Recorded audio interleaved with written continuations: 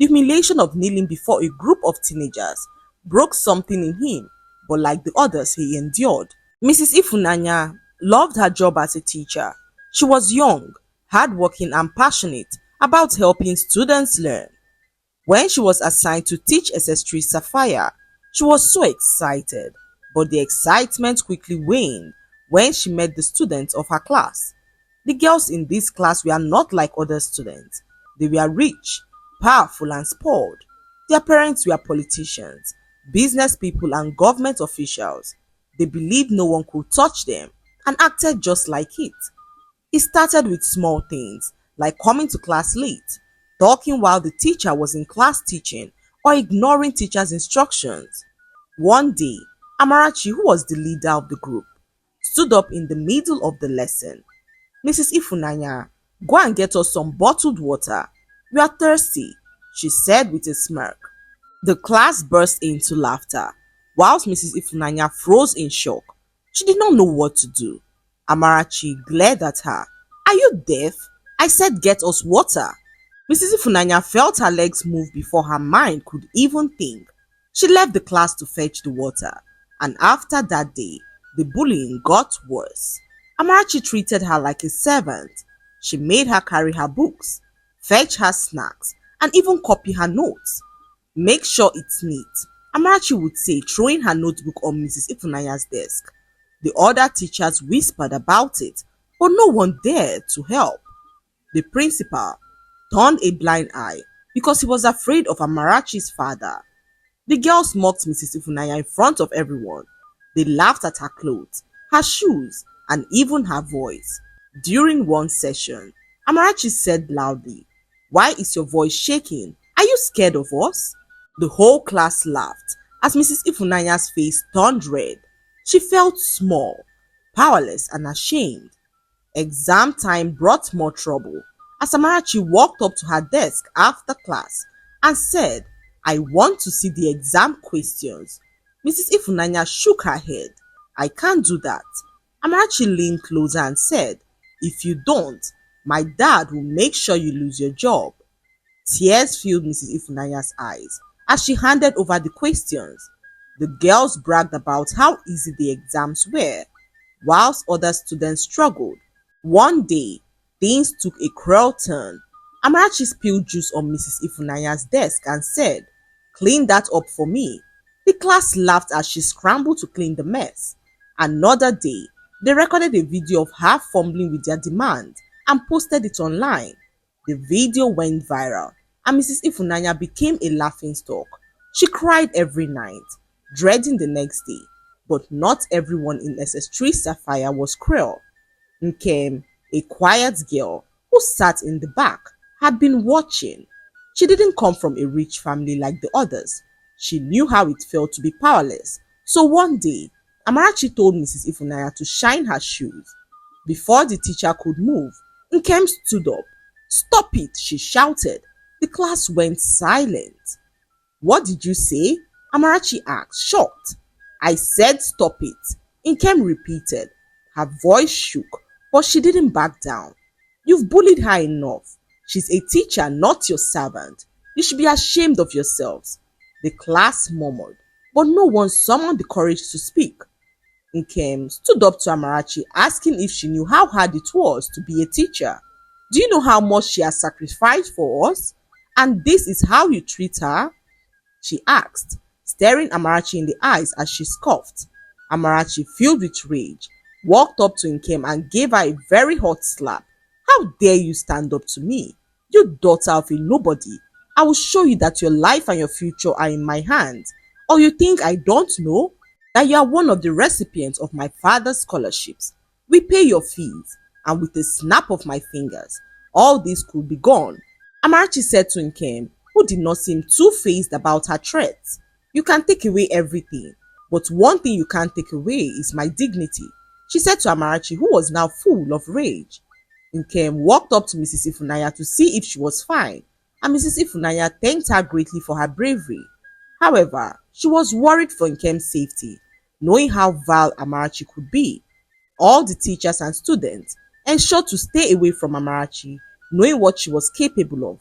but Nkem did not seem to care, despite knowing that she was poor and unable to match Amarachi's wrath. One morning, Nkem arrived school and was met with cold stares from her fellow students. She wondered what she could have done, but no one dared to come close to her. When she got to her classroom, she saw pictures she never knew were taken of her. It was a picture of her mother, lying next to a gutter in the pool of her own vomit, as Nkem tried to assist her home. Nkem's mother was an alcoholic, and Nkem had tried everything possible to stop her from drinking, but her mother always went back to the bottle. The picture had been printed and taped all over the classroom walls.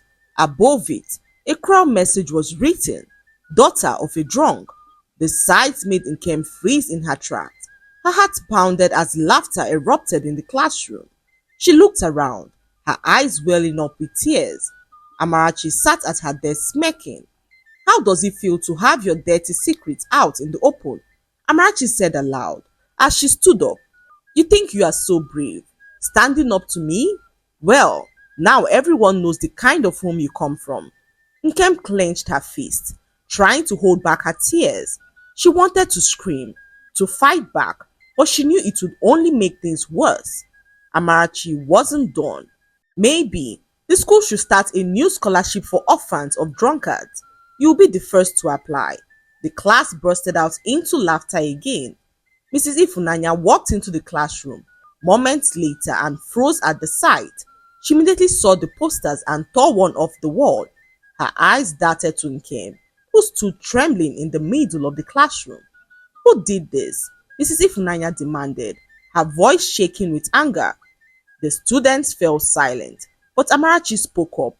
"It's just a little fun," she said with a shrug. "Nkem needs to know her place." "Fun?" Mrs. Ifunanya repeated, her voice rising. "Do you think humiliating someone like this is fun? Amarachi, this is cruel and unacceptable." Mrs. Ifunanya turned to Nkem, placing a gentle hand on her shoulder. "Nkem, come with me," she said softly. Nkem followed her out of the classroom, holding her head high despite the tears streaming down her face. In the staff room, Mrs. Ifunanya tried to comfort Nkem. "You are brave, Nkem," she said. "Don't let them break you. Your mother's struggles don't define you. You are strong and you have a bright future." Nkem wiped her tears and nodded, but deep down, she felt broken.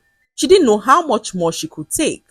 Mrs. Ifunanya wished there was more she could do, but her hands were tied, seeing that even the principal lacked the balls to call Amarachi to order. This emboldened Amarachi, who intensified her bullying and began to punish her class teachers, who knelt down by her desk whenever she was dissatisfied with anything that they did. During lunch, Amarachi walked into the cafeteria and spotted a younger student, Ada, eating quietly at the corner. Amarachi strolled over and stared at Ada's food. "Is that jollof rice?"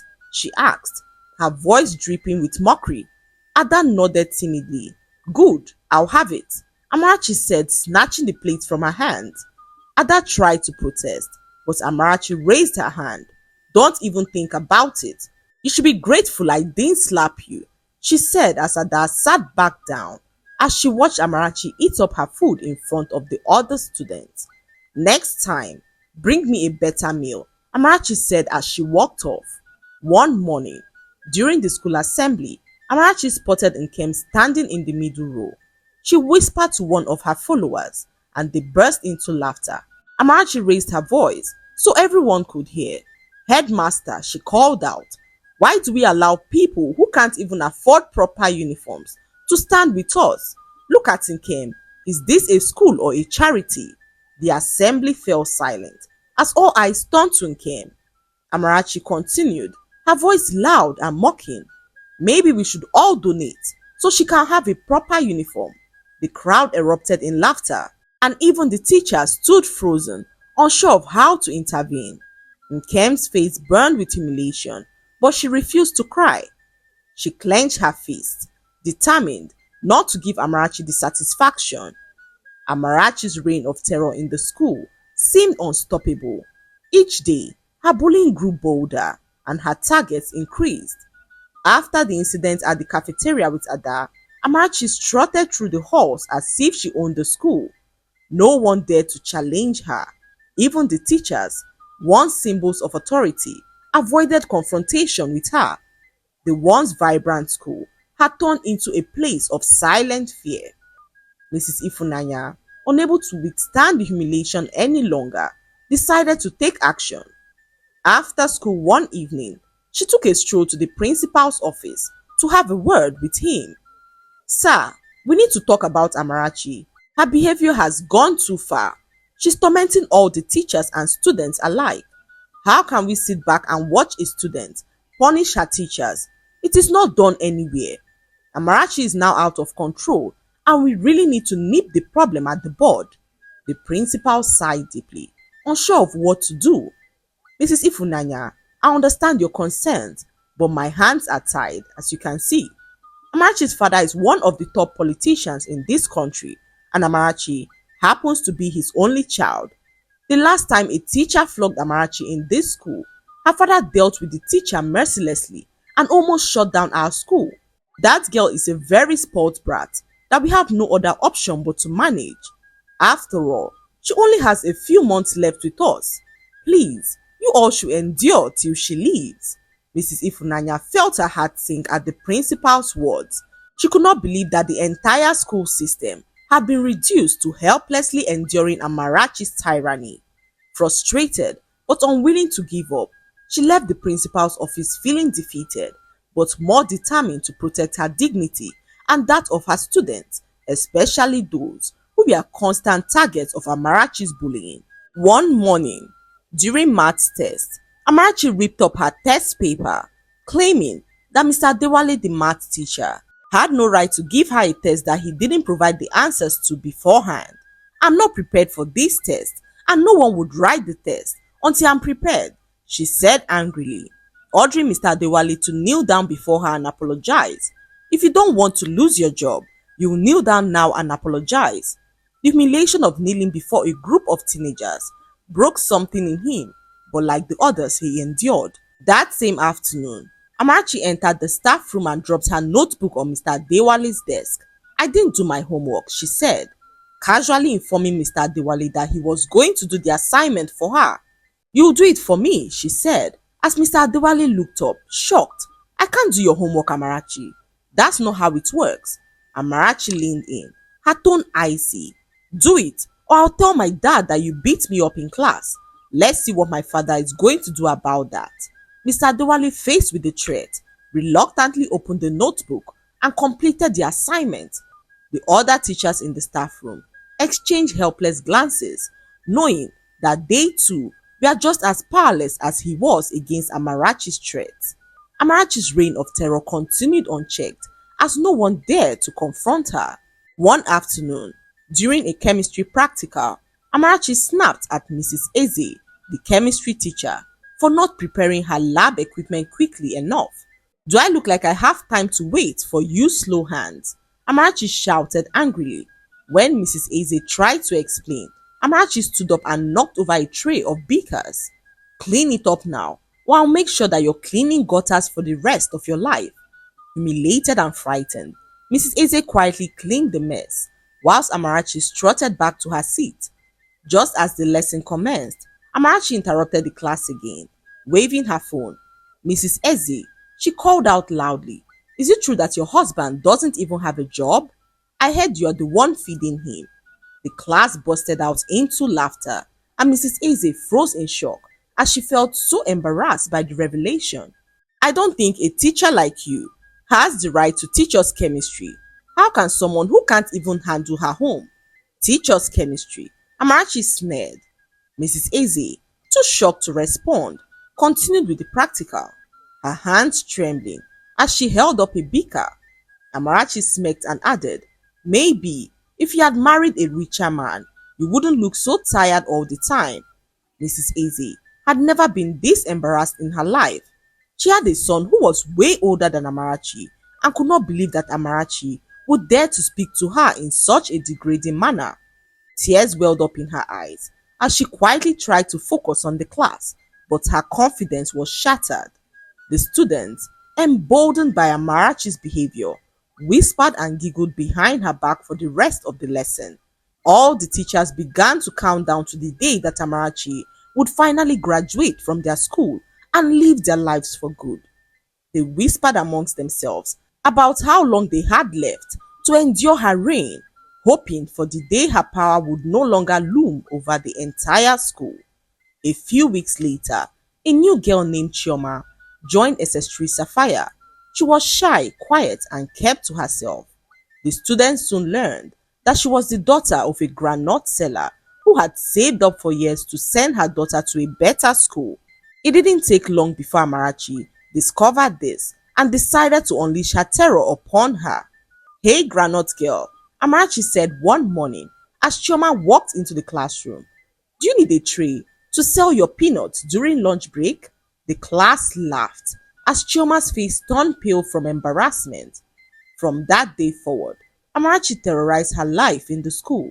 She spread rumors that Chioma stole snacks from the school cafeteria and called her a peanut thief in front of the entire school. The bullying escalated one afternoon when Amarachi accused Chioma of stealing her notebook in class. "You poor thing," Amarachi sneered. "Can't even afford a textbook, so you have to steal mine?" When Chioma denied it, Amarachi slapped her so hard that Chioma stumbled into her desk. The classroom fell silent as Chioma's ears rang. The slap left a lasting damage to her ear, and Chioma began to struggle with hearing. A few days later, she stopped coming to school, and Amarachi showed no remorse for what she did. "Good riddance," she said when a classmate mentioned Chioma's absence to her. "She doesn't belong here anyway," she said, laughing at the fact that a groundnut seller sent her daughter to a school like theirs. "How am I not even sure that her mother is not a thief like her to afford such a school as this?" she said, mocking Chioma and her family loudly for everyone to hear. The classroom erupted in laughter, with no one daring to challenge her. Even the teachers, who had witnessed the incident, remained silent, fearing the backlash from Amarachi's influential father. For days, the school carried on as if nothing had happened, but beneath the surface, tension was brewing. Chioma's absence was reported to the principal, who dismissed it with a wave of his hand. "She'll come back when she's ready," he said, as no one dared to escalate the issue further. One morning, just as classes were about to begin, the sound of heavy boots echoed through the school compound. A convoy of army trucks pulled into the gate, and soldiers marched towards the SS3 classrooms. The entire school froze in shock as the soldiers entered Amarachi's class. "Where is Amarachi?" the leader of the soldiers barked. Amarachi, sitting confidently at her desk, stood up and smirked. "Do you know who my father is?" she asked, her voice dripping with arrogance. The soldiers ignored her. They grabbed her by the arm and began marching her out of the classroom. "You all are making a huge mistake," Amarachi shouted as she struggled against them.